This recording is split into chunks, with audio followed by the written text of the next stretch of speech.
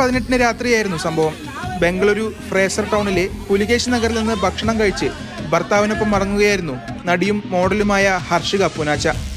വാഹനം മുന്നോട്ടെടുക്കുന്നതിനിടെ വഴിയിൽ നിൽക്കുകയായിരുന്ന 3-അംഗ സംഘം പ്രകോപിതരാകുകയും ഹർഷികയെയും ഭർത്താവിനെയും തടയുകയുമായിരുന്നു.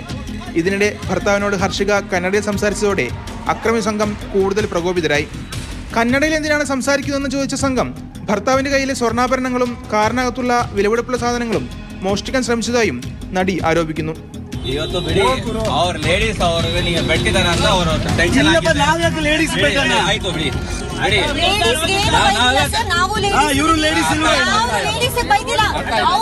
മോഷണം തടയാൻ ശ്രമിച്ചതോടെ പ്രതികൾ ചേർന്ന് തന്നെ ആക്രമിക്കാൻ ശ്രമിച്ചതായും നടി ആരോപിച്ചു.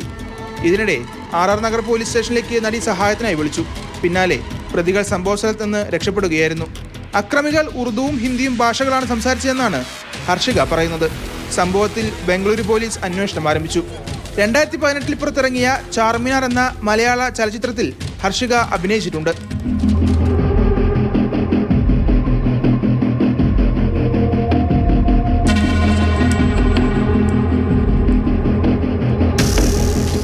മാതൃഭൂമി ന്യൂസ്, ബംഗളൂരു.